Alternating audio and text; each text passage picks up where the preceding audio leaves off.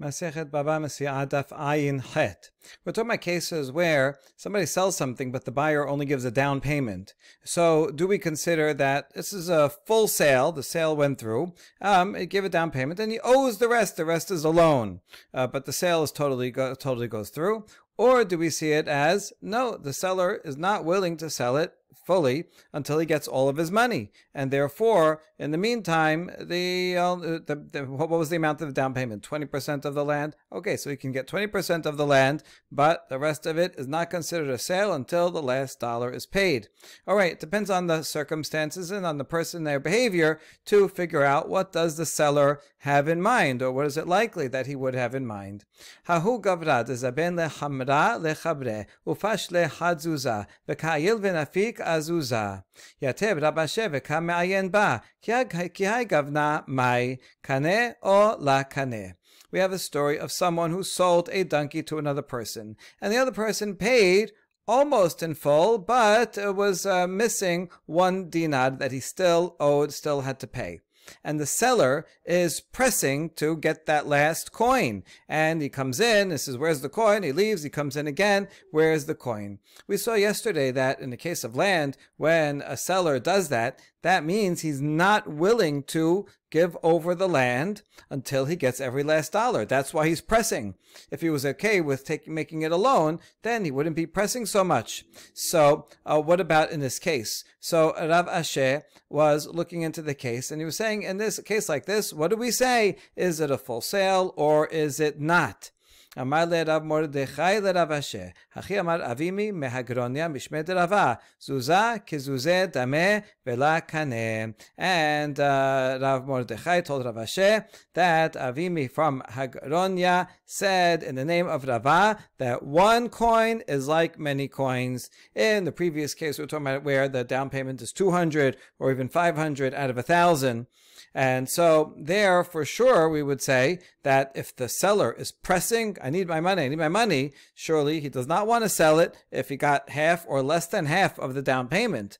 The question here was, he got almost the whole payment except for 1 coin. So what do we say that people don't care about so much about 1 coin? He'll say, okay, you get the donkey, pay me the 1 coin next time I see you, right, when you get a chance. So do we assume that since it's only 1 coin, the sale is valid, or since he's pressing, then he still wants the last coin? And the answer is, it doesn't matter if it's 1 coin or multiple coins.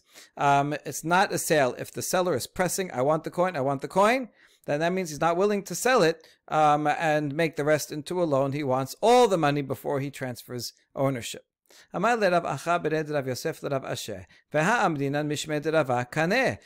have a question, because Rav Acha, the son of Yosef, but we have another tradition named of Rava that, in a similar situation, Rava said that it is a sale, that nobody cares just about 1 coin. That's it. It goes through. Amale tetargem shematich b'mocher sadehu mipnei ra'atam. So Rav Asher explained, listen, your tradition that you said in the name of Rava, where you said even if someone's pressing when it's a small amount, then we assume that it is that the sale goes through because it's only a small amount. We should assume that that tradition is talking about where someone's selling his field that is of bad quality, meaning it's a low quality field, and he really wants to get rid of it. He's not doing it because of financial pressure. He needs the money. He really wants to get rid of it. So why is he being so persistent? Because he wants to make sure that the buyer won't change his mind, right? So he's like, give me the last coin, because once he has the last coin, that's it. Then the buyer no longer change his mind. He wants it to be a final sale because it's such bad quality. In the case like that, the persistence, so it's interesting, the seller being persistent can mean different things in different situations. If it's just a regular piece of land and the person, paid whatever, half the down payment, and is being persistent, means he wants every last dollar. He doesn't want to make it into a loan, so it's not a sale until it's paid up. Whereas in this case, it's the opposite. He's persisting because he really wants it to be a sale. So in his mind, this is a sale totally, and he just wants to make sure that the buyer is locked in. So he says, pay in full so that you can no longer retract.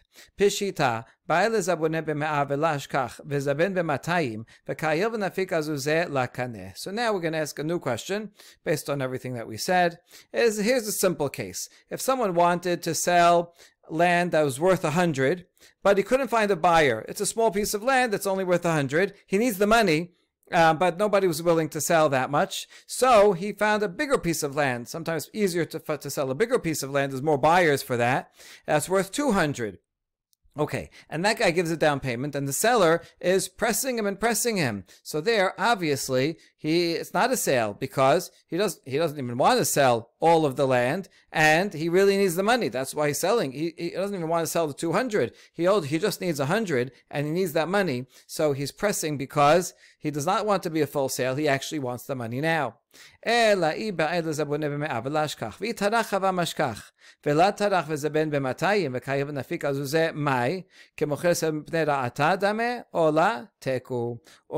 what about, it's a very similar case, just one thing is different. He wants to sell land that's worth 100 because, right, he needs 100 coins, but he couldn't find a buyer. Now, if he really tried, he would be able to find a buyer for the land that is worth 100. But he was lazy and was not working so hard. So he didn't work hard to find a buyer for the $100 piece of land. So instead he sold the $200 piece of land, which was easier to sell. And he's going and he's pressing for his money. What do we say in this case?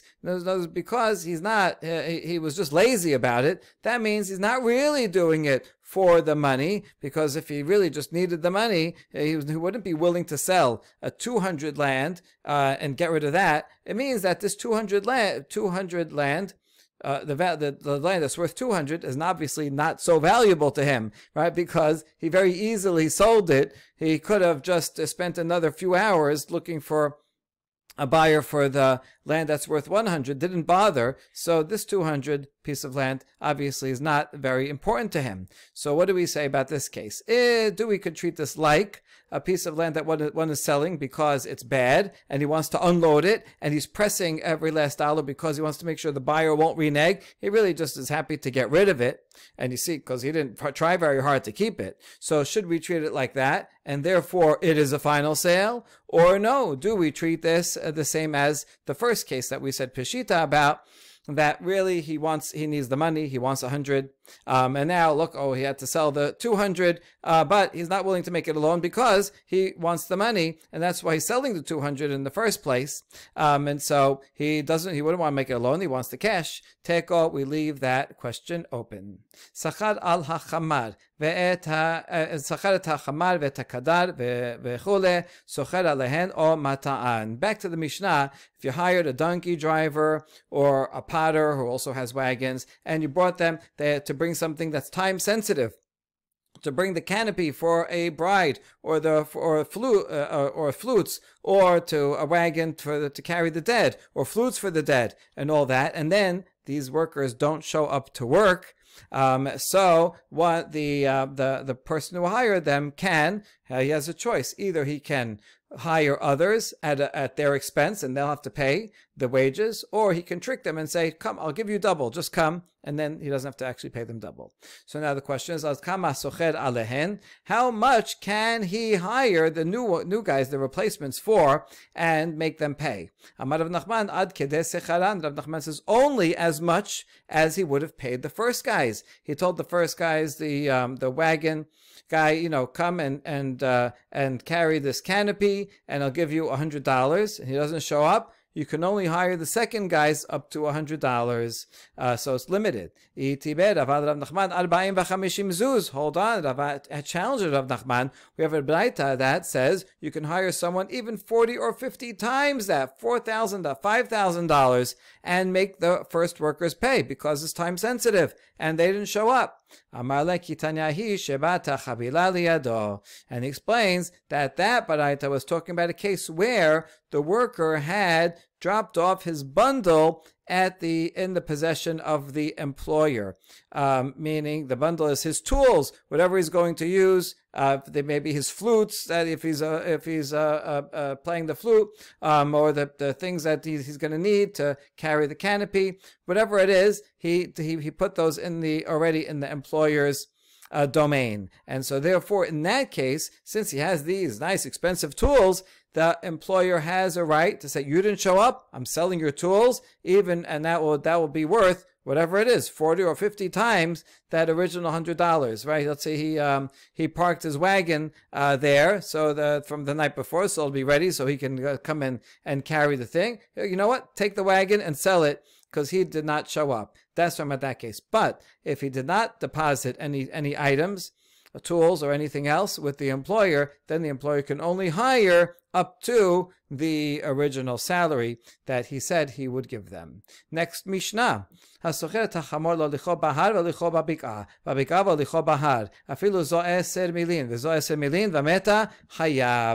rents a donkey and he said, listen, I'm going to take this, I'm going to travel on the mountain. But then in the end, the renter took it in the valley, or the other way around. He said, the terms were, okay, you're going to take this in the valley, and then instead he takes it in the mountain. Even if the path is equal, 10 mil, same exact distance, but it dies, so the renter is liable to pay for the donkey, because he changed from the agreed upon terms, and this donkey was not used to the air up in the mountain or the air down in the valley, as the Gemara will discuss further. The next case, this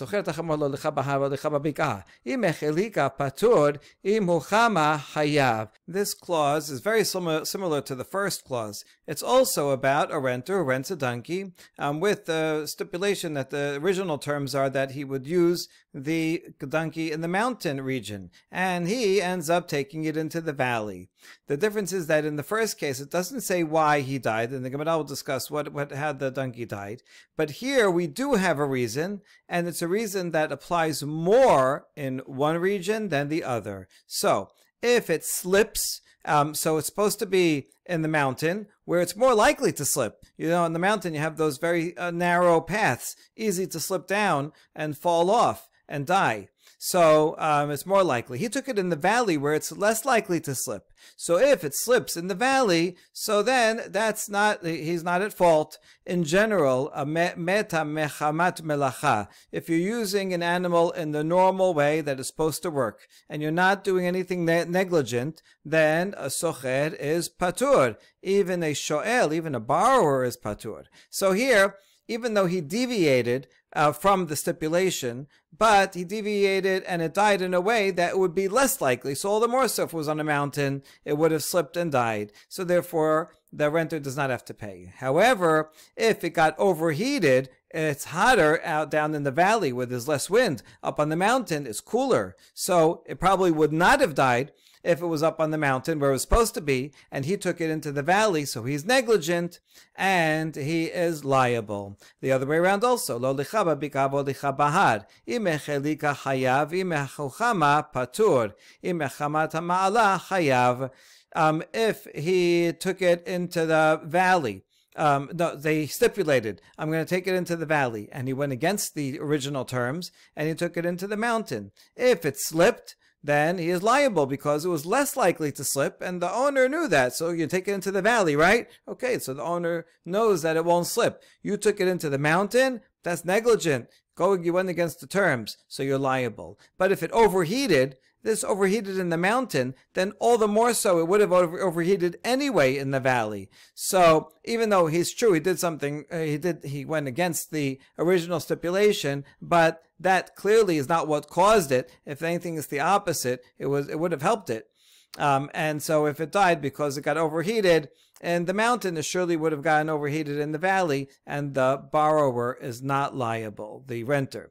However, if it's because of the ascent, so it was supposed to take it in the valley, and now because of the ascent, it was difficult to go up onto the mountain, and it died because of that, then he is liable because he changed from the original stipulation in a way that caused it more danger. Okay, the Gemara will discuss further the difference between the first clause and the second clause.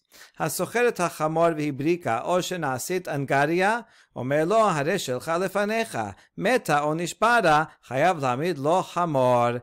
Again, someone rents a donkey and it becomes ill, or the government seizes it for public service. And so now the renter, either way, cannot use it. The owner does not have to provide another animal, because the owner can say, listen, this animal is still alive, and so that's the way it is, right? It's your problem. This is your bad luck that the government seized it to work with it for the next 10 days, and now you're losing out. Listen, I gave you the animal's still alive, so you deal with it. On the other hand, if the animal died or broke its leg, and now it's not usable at all. In the first one, it was just ill, some kind of illness, but still usable. Here, it broke its leg, it's not usable at all. So then the renter can come and say, listen, I paid you money to rent a donkey. The donkey died. Not my fault. It just died in the course of work, not because I was negligent. So in that case, the owner has to provide another donkey. Like if you rent a car and the car breaks down just from regular use, so the rental company has to give you another one. Okay, now Gemara. What is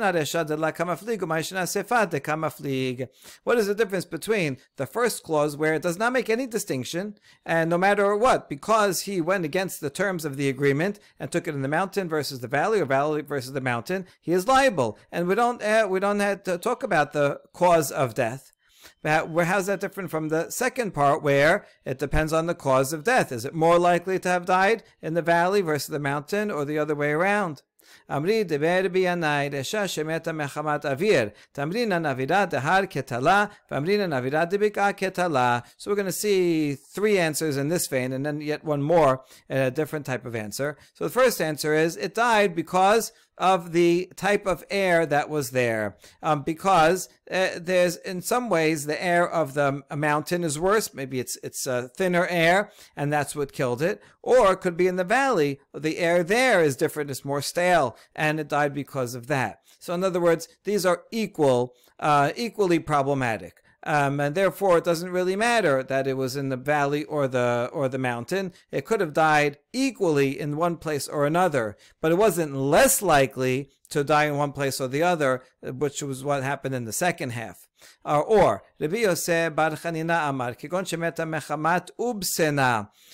Second answer is it died because of exhaustion. But exhaustion can happen on the mountain because it has to go all the way up, or it could happen in the valley because it's warmer. So this type of death could equally happen in the valley or the mountain, and therefore he is liable for changing the terms.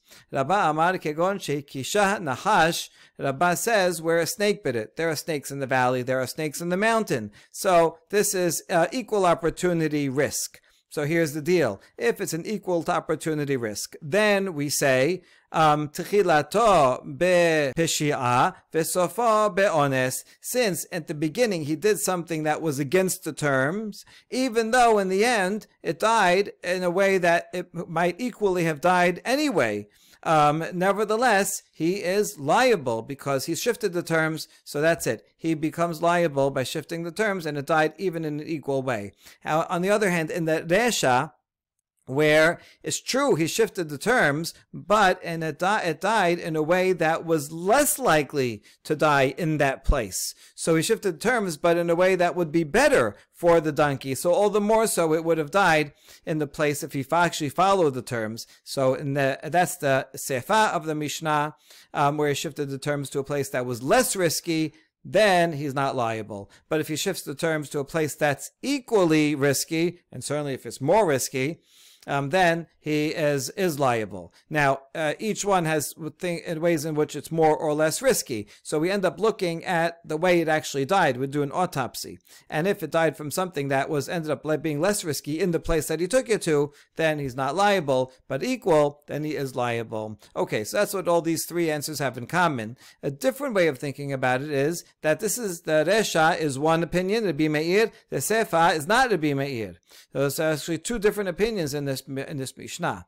Rabbi Chia bar Abba amar Rabbi Yochanan, Hamaneh Rabbi Meir hi damar kol hama'abir al da'at shel Baal habayit nikra gazlan. According to him, the Resha is the opinion of Rabbi Meir, who says, anytime you diverge from the intention of the employer, the intention of the boss that sent the owner of the donkey, or someone that gave you something to do something with it, as long anyone who changes is called a robber. Now, a robber is liable in all damages. If I go break into your house and steal your donkey, and then anything that happens to it, I'm liable because I'm a robber. I have no valid reason to have your donkey, so I'm totally liable. Same thing here. Anytime we had an agreement that we're going to take it I'm going to take it in the valley. I went against the agreement. I took it in the mountain. The second I take it on the mountain, I am a robber, and therefore I am liable in all cases, no matter what happens. According to the Rabbi Meir, even if it ends up dying from a less risky thing,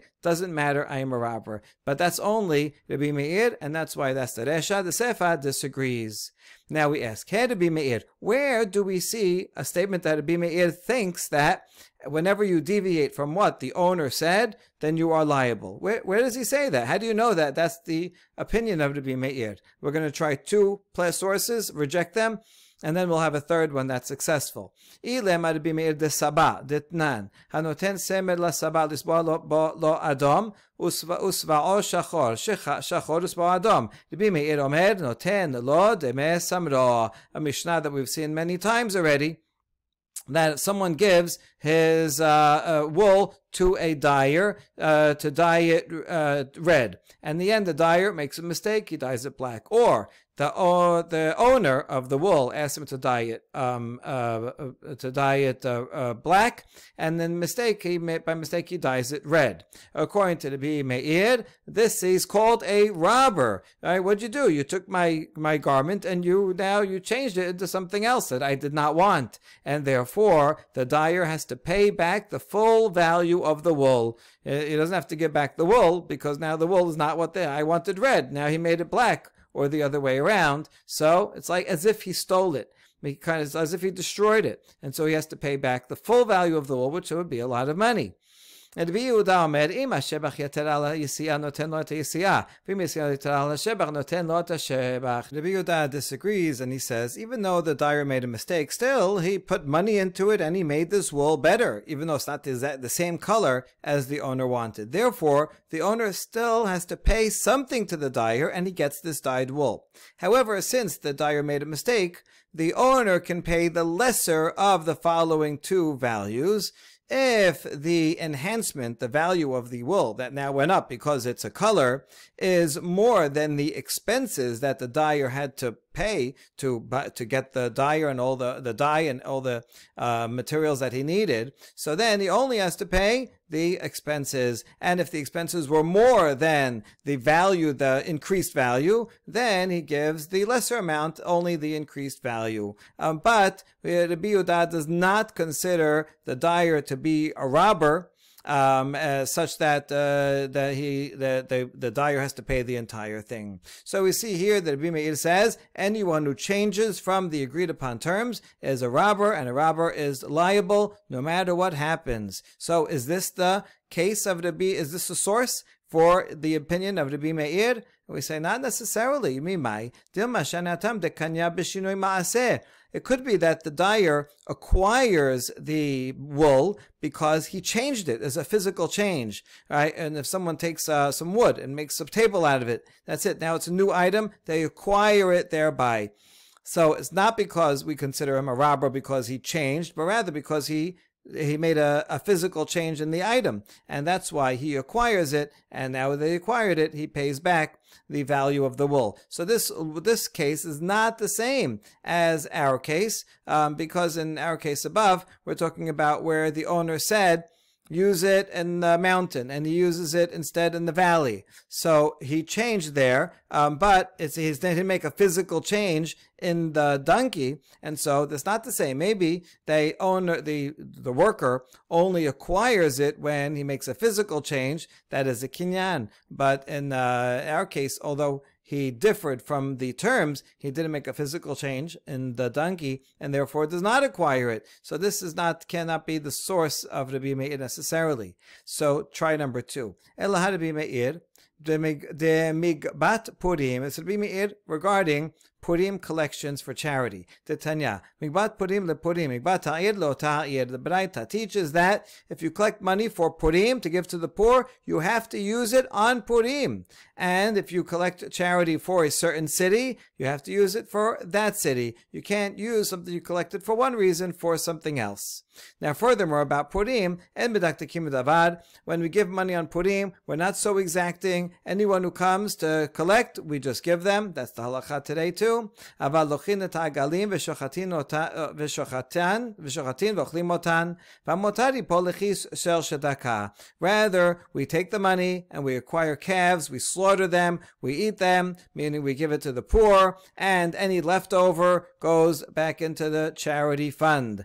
So what we see here is that this is, well, there's more opinions, hold on. Rabbi Eliezer Omer, Migbat Purim lePurim, ve'ene ani rashai lekach mehen lesu'a lesandalo, elim ken hitna b'ma'amad anshe ha'ir. Divrei Rabbi Yaakov shamar mishum Rabbi Meir, ve'Rabbi Shimon ben Gamliel mekel. Now that was the opinion of Tanna Kama. Rabbi Eliezer says that when we said the collection for Purim has to be used for Purim, we didn't mean on a community level, but rather on an individual level. If an individual who's a poor person takes money for Purim, he has to use it for Seudat Purim. He has to use it for Purim happiness. And he's not allowed to use the money to buy a new strap for his sandal, even though he needs that also. But this money was designated to be special for Purim. And unless he goes to the council of the city and he says, listen, even though this money was designated for Purim, I really need a strap for my sandal. Do you mind if I use some of this money for that? If they allow him, that's okay, but he has to get special permission. Now, both of these opinions, Tanna Kama and Rabbi Eliezer, were both the words of Rabbi Yaakov, who said them in the name of Rabbi Meir. They're both two opinions within Rabbi Meir. So we see that Rabbi Meir is very strict. If donors gave money for this reason, it has to be used for that reason and cannot be used for anything else. Whereas Rabban Shimon ben Gamliel says it's okay, since it's just charity money, so they're allowed to change from one thing to another. It was meant for Purim, but there's more need over here. You can use it for something else. So we see that according to the Rabbi Meir, if a giver gives something for one purpose, you cannot use it for something else. Same, and we can learn from here that the same thing would be if the owner of the donkey rented out the donkey to be used in the mountain, then you cannot use it for something else in the valley, and therefore one is liable no matter what. We answer, however, no, there's not necessarily a proof, a source. Dilma hatam name adata de purim huti ahible adata de midi acharina la yahible. Maybe this is a special case because the donor gave it with condition, having had in mind that this would be used for Purim and not for anything else. So that's why it was very strict in this case. But it doesn't mean that he would be strict if someone used it in the mountain and used and he used it in the valley, but it was equally dangerous. Who said that he would be strict in such a case? And so this also can't be the source from which we generalize everything of Rabbi Meir's opinion. Maybe he said this locally here. Elaha Rabbi Meir detanya. Rabbi Shimon ben Elazar omer mishum Rabbi Meir. Hanoten dina la'ani lekach lo chaluk v'lo yikach bo talit. Talit lo yikach bo chaluk mipenei shema'avir al da'ato shel bal habayit. This Braita is better because it actually gives an explicit reasoning. And it says, according to Rabbi Shimon ben Elazar, who said in the name of Rabbi Meir, someone donates a dinar to a poor person. He says, this is so you can buy a robe. I see you don't have a robe. Here, take this money to buy a robe. Though the poor person cannot buy a cloak, or other way around. If you give him money, here, buy a cloak, right, for outdoor, a coat. He cannot buy a robe because, if he does so, he is diverging from the intent of the homeowner. So here, this is a good source. from which we can derive that Rabbi Meir's opinion in general is that you can never diverge from the intent of the homeowner. And if you do, well then, he didn't give it to you for that purpose, then you're stealing. Once you're a robber, so you're liable for everything that happens, including if you take it from a mountain and take it in a valley. אמר פלניה זבנינא לה לבושה לפלוני עניה ולה זבן לה אינמה זבנינא לה גלימה ולה זבן לה. So hold on, there could be a different reason for this braita. Maybe the reason that the poor person has to use it for that specific item is because otherwise people will suspect the donor of not going through with his word. He got an aliyah and he said, I am going to buy this poor person a cloak. And then people look at him and they say, oh, look, he doesn't have a cloak. I guess the donor never gave it to him. Or the other way around. He announced, I'm going to buy him a robe. And we see he doesn't have a robe. So everybody's going to say, oh, I guess he didn't, the donor didn't go through with the donation. And so then maybe that's the reason why the poor person has to use it for the specified item to protect the reputation of the donor. So we answer, Im ken litne mipnei chashad, mai mipnei shema'abir al da'ato shel ba'al habayit, shema mina mishum deshanehu, v'chol ma'abir al da'ato shel ba'al habayit nikra gazlan. Now, if that was the reason, then the Braita would have said that you cannot, the poor person cannot use it for something else because of suspicion. But it doesn't say that. It says because he diverged from the intent of the homeowner. So we can learn from this a generalization to all other cases as well, that it's because he changed, and anyone who changes diverges from the intention of the giver or employer or the owner is called a robber. And that explains this answer, that the first paragraph of our Mishnah is the opinion of Rabbi Meir, who is very strict in these things, and says any change that you do, no matter what, you are called a robber, and the robber is liable for all damage and death that will happen to the donkey, no matter what. Whereas the second paragraph is not the opinion of Rabbi Meir, and therefore the second paragraph one is liable only if it would if it died in the other place because of an equal or greater risk. But if it died in the other place from something that it certainly would have died in the original place, and there's actually less risk for that type of death in the place that he took it to, then he would not be liable. The next section of the Mishnah says if someone rents an animal and it gets ill, then the owner does not have to provide a new one. It's still usable. So, mai vihibrika, what kind of illness is this? So here in Bavel, it means a light in the eye. So some kind of white spot in the pupil that impairs its vision. It can't see so well, but if it's carrying stuff and you're leading it, so that's okay. I mean, you can see a little bit, and you're going to lead it where it goes, so it's still usable. Rava says it's worm rot, which in the donkey's foot, which is not good, but still usable enough, and therefore the renter says, here, the animal's right there. You can continue using it as is. I don't have to provide to you a new one. Now we have a story. It's a story about this worm rot, and some person said, I saw worm rot on the king's clothing. So they interrogated him. Where did you see it? Did you see it on the silver threads that are in the king's clothes, or on the king's clothes that have gold threads? There's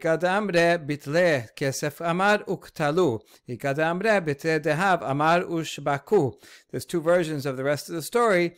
First version is, he said, oh, I saw the worm rot in the silver garments, and they killed him because there is no worm rot on silver garments. And the others say that they saw it, that he says, I saw it on the king's clothing that has gold in it. And that is possible, so therefore they let him live. The Mishnah continues, O shenaset angaria, omelo haleh shelcha lefanecha.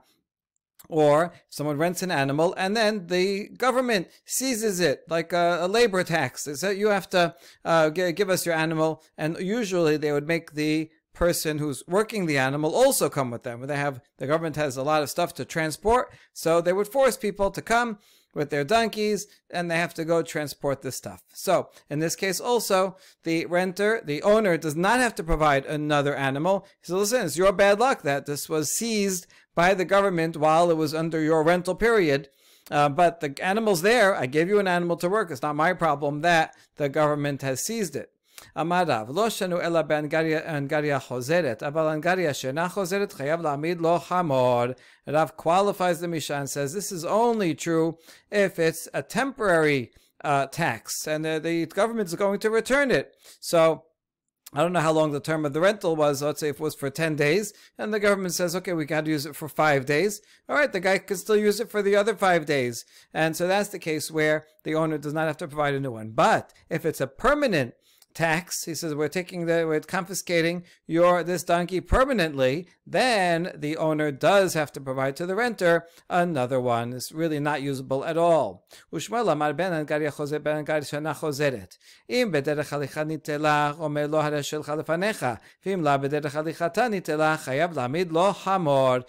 says no, it doesn't make a difference whether it's temporary or permanent tax.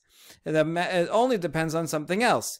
If the renter was walking in the same direction as the tax collector, so then the owner can say, all right, so what's the problem? The tax collector has confiscated it. Well, which way is he going? He's going in the same direction as you were going anyway. So you just keep your stuff on the donkey. You're walking with it anyway because the government forces you, but it's on the way. So you can still use it. I'm not providing a different one. However, if the renter rented this animal and he's going east, all of a sudden the government official finds him and says, listen, we need your animal and you have to come with us and we're going west. In that case, the renter can say, no, this is totally the wrong way. I need a new animal because this one is not usable at all. Challenge, metibe. הסוחרת החמור והבריקה או שנשתתתה, אומר לו הרי שלך לפניך, מתה או שנעשית אנגריה, חייב להעמיד לו חמור. This braita, similar to our Mishnah, but it's a little different, or someone who rents a donkey and it gets ill or it goes crazy. And it can't walk in a straight line on its own. So the owner says, well, the animal's still there. You can use it as is. You pull it along, even if it can't see well, or even if it's crazy and doesn't walk in straight lines.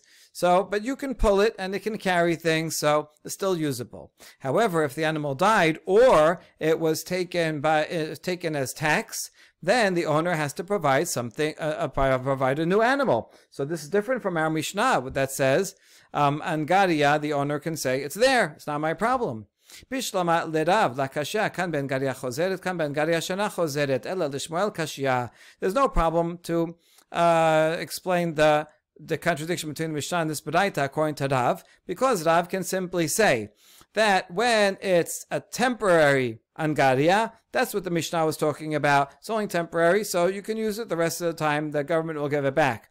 Whereas this Baraita is talking about a permanent Angaria, and that's when the owner has to provide a new one. So that's no problem. But according to Shemuel, how are you going to explain this difference? And if you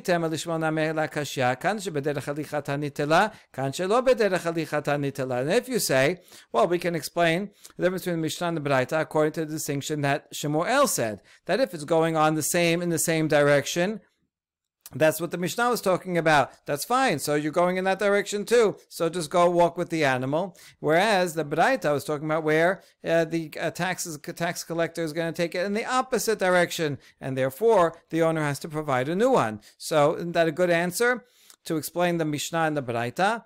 And the answer is no, because look at the continuation of that Baraita. Hamidikatani sefa. Rabbi Shimon ben Elazar omer, im bederach halichata nitela, omer lo hare shelcha lefanecha, v'im lav chayav lahamid lo chamor, mekelal de tanakama la shani le. The Baraita continues with a minority opinion of Rabbi Shimon ben Elazar, who says, if the tax collector is going in the same direction as the renter, then the owner can say, well, he's going in the same direction, so just use it. It's there. It's yours.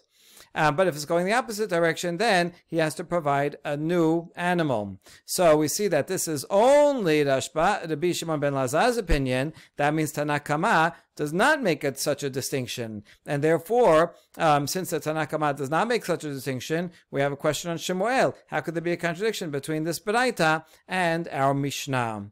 So we have a couple of answers. Amar lach Shemuel. Lav mi ika Rabbi Shimon ben Elazar de ka'e kevati, ana damri Rabbi Shimon ben Elazar. Shemuel says, no problem. So I follow that minority opinion of Rabbi Shimon ben Elazar. That's the opinion I follow, and that's how I can explain that Baraita. I follow the Sefa, and that can fit well with Mishnah as well. That the Mishnah that says it goes back is talking about when it's going in the same direction, and I don't have to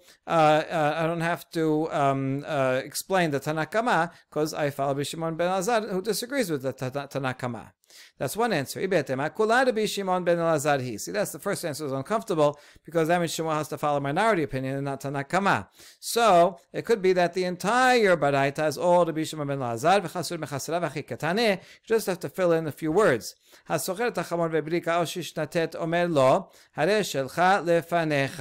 Someone rents an animal and it gets sick, it goes blind, or it goes crazy. So then the owner says, well, it's still yours, it's still usable. Leave me alone. If it died or it was taken as a tax collection, then he has to provide a new one. When is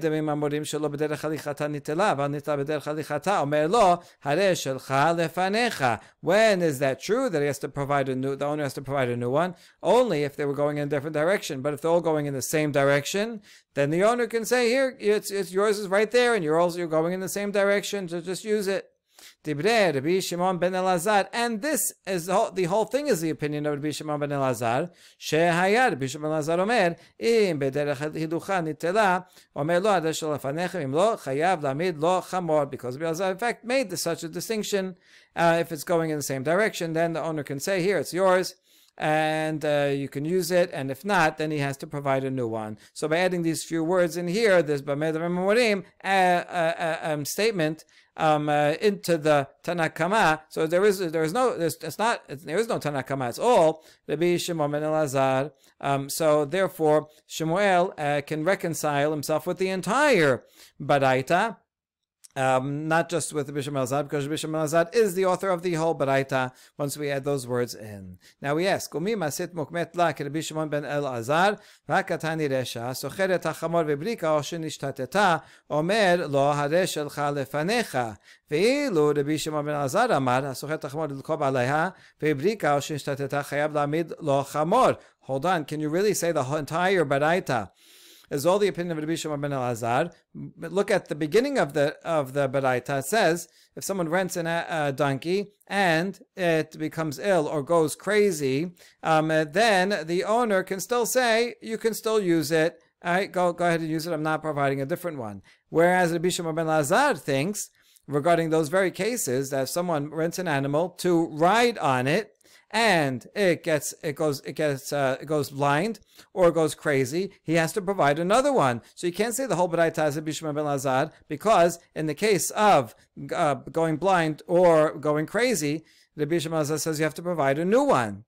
And the answer is Amar Rabba Huna lirkob aleha shaneh. Amar Papa uchle zuchit ki lirkob aleha dameh. So Rabba Huna says riding on an animal is different from putting wares on an animal. If you're riding an animal, then it's not good if it's blind or it's crazy, because you're not on the ground with a rope to lead it along the way.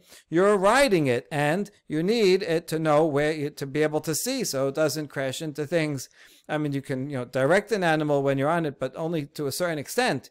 You can't direct a blind animal or one that's going crazy. So if you're riding on it, and you need to be more steady because it's holding a human, as you don't want to be bounced around so much. Papa adds that even if you're pulling it, but it's carrying glass, that has the same law as riding on it. Because if it's carrying glass, then it has to be very steady. And if it's blind or crazy, it's going to be shaking around, all the glass is going to break. And therefore, Rabbi Shimon ben Lazar can, in fact, be the author of the Braita and the statement. The Braita was talking about when it's carrying just other stuff, wood. Then that's okay. If it's blind or crazy, it's still usable. Whereas if it's carrying a person or glass, then that makes it not usable. Baruch Adonai Leolam. Amen ve'amen.